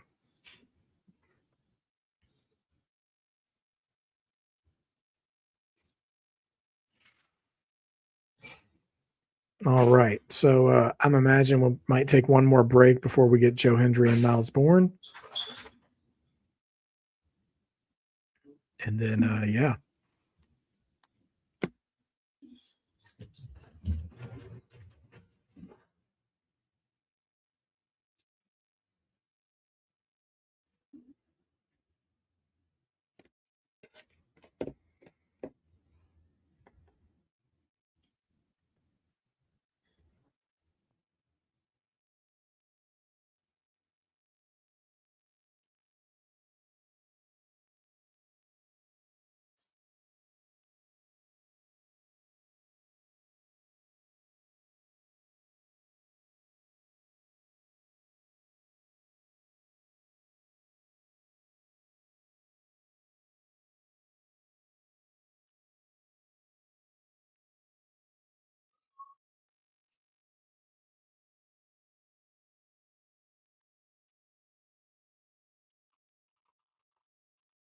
See him leaving this match? You mean like leaving like after the match, like leaving NXT or just abandoning Ricky Saints?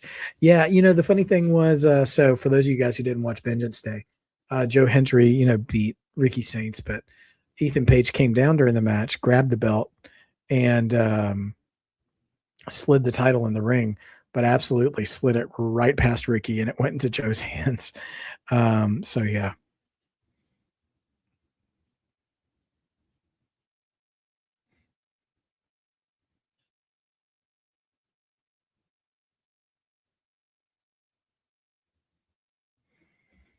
Oh.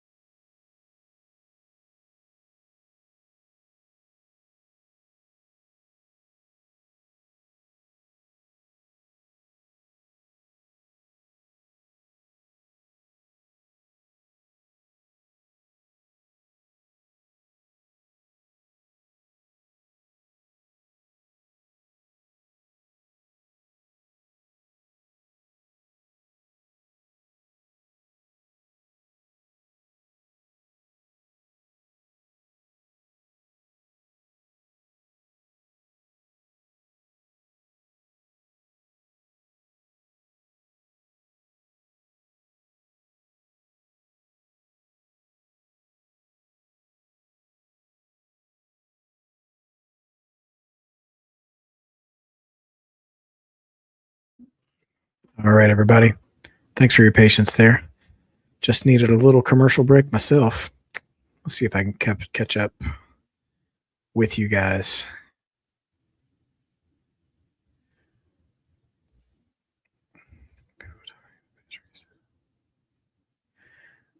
Okay, Robert Stone being interviewed.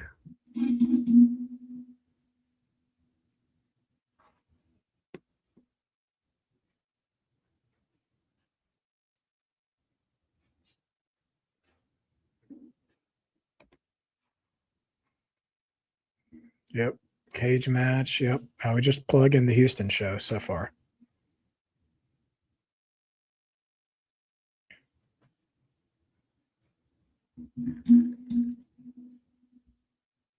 Hank and Tank against Birthright. Okay. Okay. So New York is the tag team tournament. Whoa. OTM and Dark State are out of the tournament.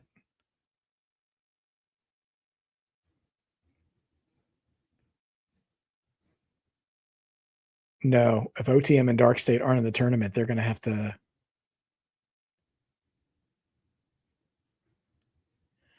Oh, the Vanity Project in a 6-man tag against the Americanos.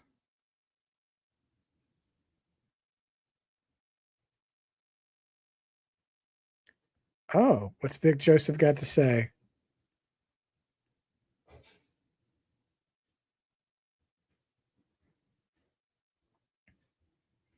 I hope Keanu Carver doesn't come out here. We're about to put the spotlight on Booker for something. Chris Wrestling Views, it's been a pretty good show.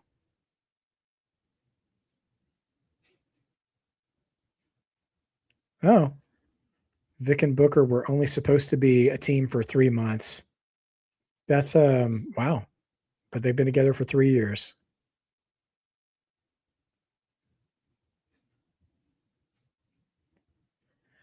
Oh no. No. Next week is Booker T Appreciation Night. Keanu Carver is going to put him through a table. No. Appreciation nights never work in wrestling. This is not going to go well. Say your prayers for Booker. Say your prayers for Booker. It's not going to go well. Oh my gosh. Call Stevie Ray. Call GI Bro. Call the Misfits in Action. Call everybody you can to get some backup for Booker. Call Queen Charmel. Call the King's Court. Whatever you got to do. Something bad's going to happen to Booker next week. Don't love it. Oh no. Call Stevie Ray and the whole NWOB team. Just whatever you got to do. Call Big T. Call Clarence Biggs. Get Master P, 4x4, the No Limit Soldiers. Get whoever you got to get. Booker's going to get hurt. Booker's going to get hurt next week.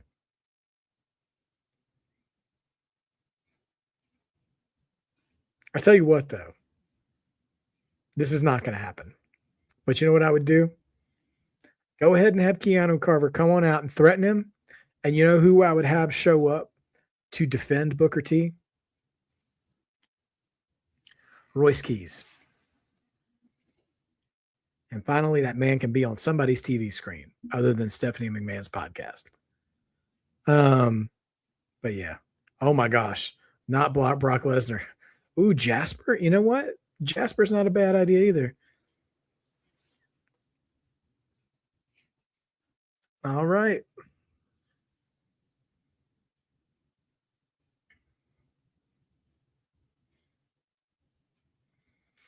All right. Here comes the NXT champion, Joe Hendry. Oh, everybody, time to Jasper Troy actually would be a good help because he took the choke slam through the table from Keanu Carver. Face turn for Jasper Troy. I don't even think about that. I'll entertain it. And I think you might actually be right on that, George. Good deduction. Come on, Booker. Sing. Booker's not singing. Booker's not singing.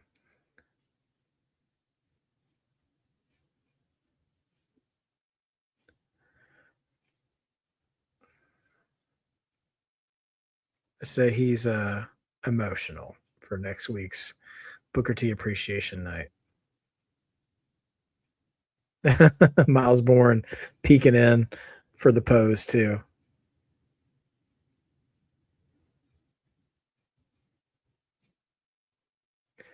You got Ricky and Ethan. I think Joe and Myles still take it. I don't think Ricky and Ethan are harmonious enough right now. I think there's a little trouble in paradise there. Not Kofi style, but just, you know.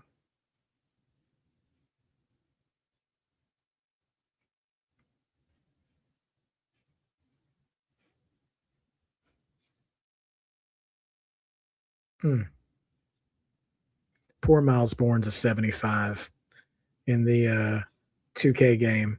His rating standing out like a sore thumb there among all four of them.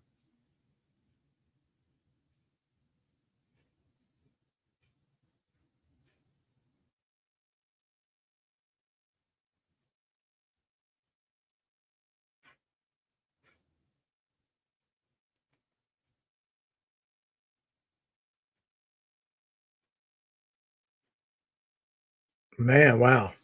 Vertical suplex and drop kick. A good baby Randy drop kick there from Myles Borne.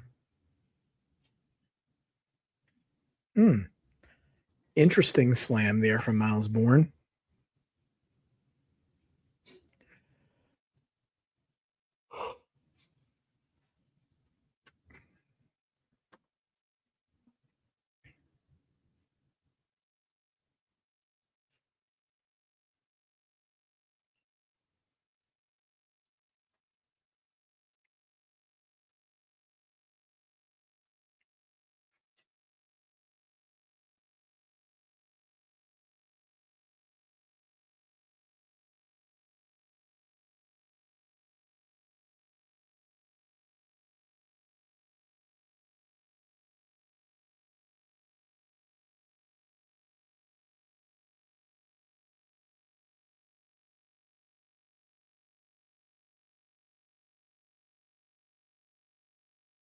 Yeah, Ricky and Ethan do kind of look like an existing tag team right now.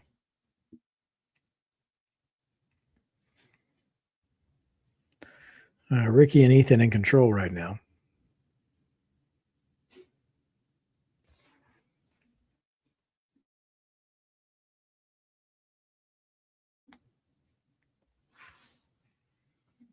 Okay.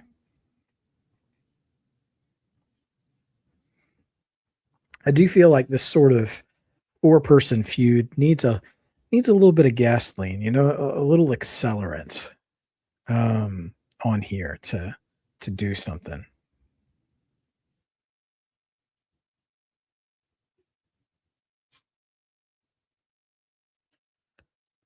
Oh, wow. Ricky Saints just intentionally pulled the same shtick that Ethan did against against Ricky at Vengeance Day, sliding the belt all the way through the ring.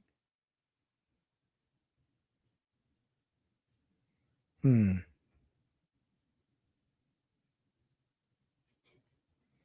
Very interesting. So there's a little trouble in paradise here.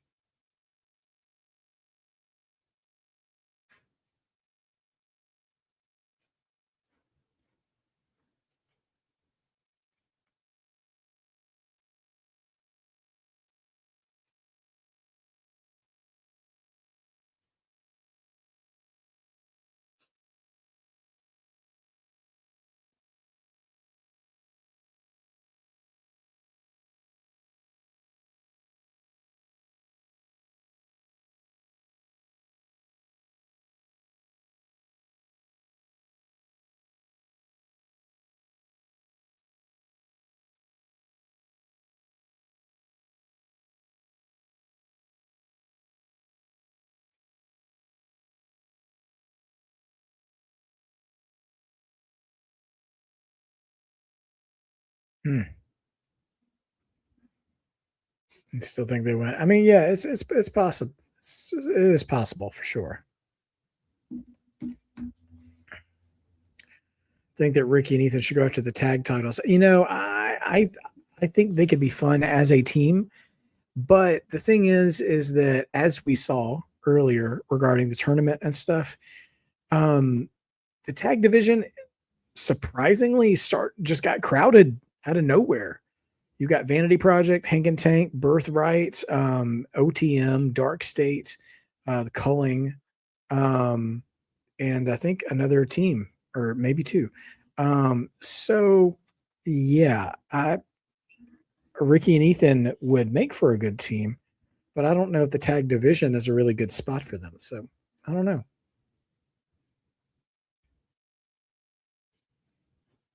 Spinebuster from Ricky Saints, who wraps the legs and rolls him over to the corner, was actually pretty smart ring ring awareness there. Crowd chanting for Joe, wanting that hot tag.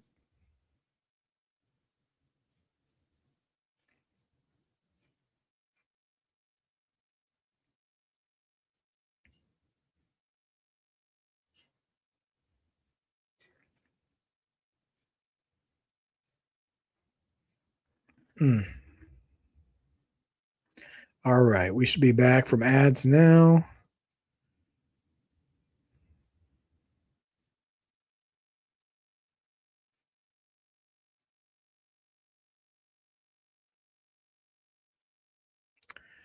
Yeah, that's true. Just a couple months ago. We still have a few. I mean, we still have Punk and Jade and Penta and who else do we have holding gold from AEW? Whoa. Oh, Ricky Saints just pulled Joe Hendry off of the apron. Classic tag heel move. And then you have Cody as well. Technically, Punk and Cody are former AEW talent.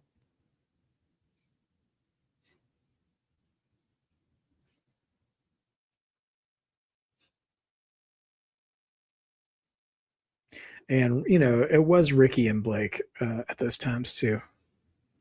They love to do that spot now where someone charges and shoves or spears somebody into the pin to break up the pin. It's been kind of a new convention. It's getting used a lot in tag matches now.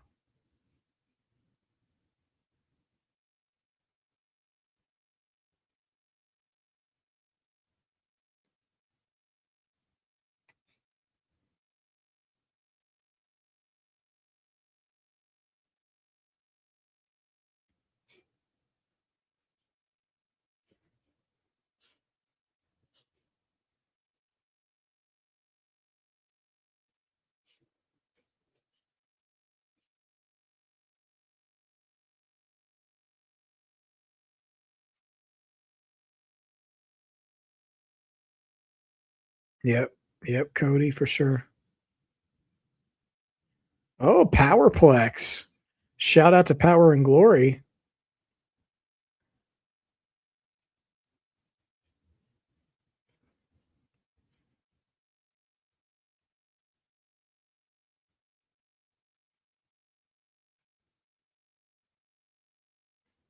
Shout out to Hercules and Paul Roma, Power and Glory.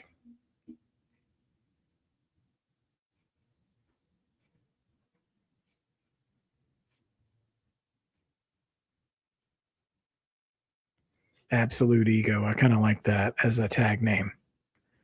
Works pretty well.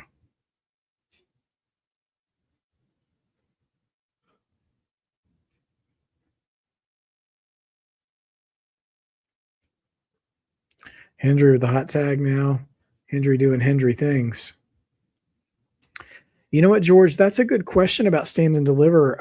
I also heard that Vengeance Day was the last PLE on Peacock, so I don't know. I don't know where Stand and Deliver is going to be as of yet in terms of availability. I have a feeling it'll go to ESPN though / Netflix for international viewers. But we'll see what happens.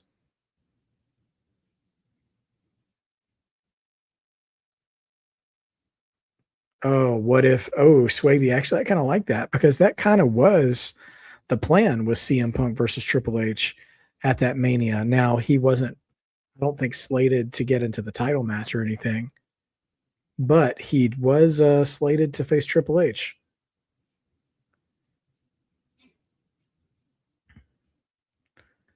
Ooh, double clothesline down.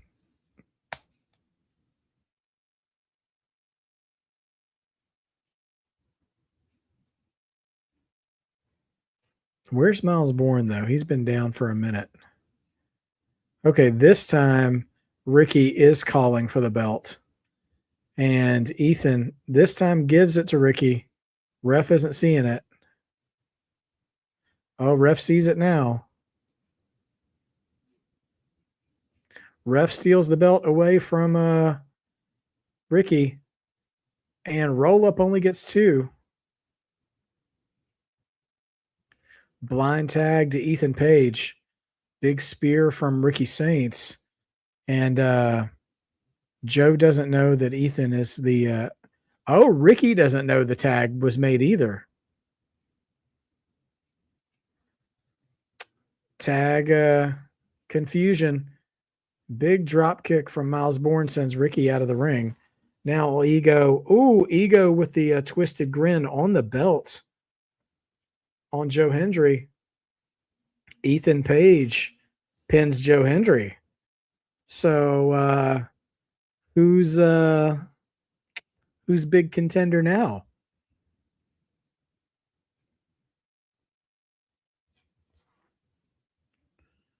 And Ethan Page gloating in Myles Borne's face. Ricky can't be too happy that Ethan Page, I mean, he's hugging him now, but I don't think he's going to be super stoked that he pinned Joe Hendry instead of Ricky. You were right, Artsy Rick. Give the man his credit. No doubt. So there you have it, guys. Listen, next week is going to be a fire show. So prep yourselves. Make sure you have enough hydration so you don't catch the flames. You know what I mean?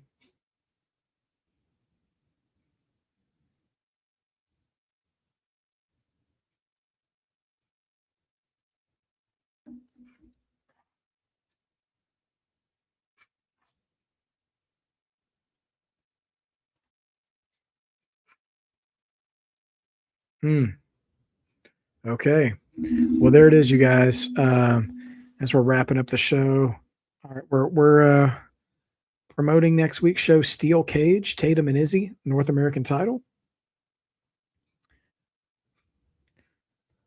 And then Booker T Appreciation Night, but also JC Jane defends against Sol Ruca and Zarya. Triple threat. And let's also not forget Wren Sinclair versus Fallon Henley for the Speed title, too. Ricky and Ethan celebrating in the ring as we're going off the air.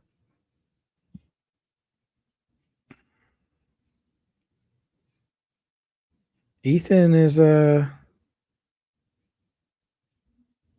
Ethan and Ricky both kind of giving second glances at each other. So obviously they have a little bit of an uneasy alliance, but both pretending like everything's fine. So that'll go somewhere, at least. Could be interesting. All right. Well, thank you guys for joining me. Again, take a look at Mount Rushmore matches this week that's already up. And I absolutely see you next week for a massive, colossal NXT. 3 big title matches, and who knows what else on the road to Stand and Deliver. So thank you so much for your time, your community, your support, your appreciation. Let's keep plugging along, making our way towards Stand and Deliver, towards WrestleMania, and all that good stuff. Do not forget to be a mark, because as we always say, being a mark means you believe, and believing makes wrestling better. Have a great Tuesday night, everybody. Take care of yourselves. I will see you very, very soon.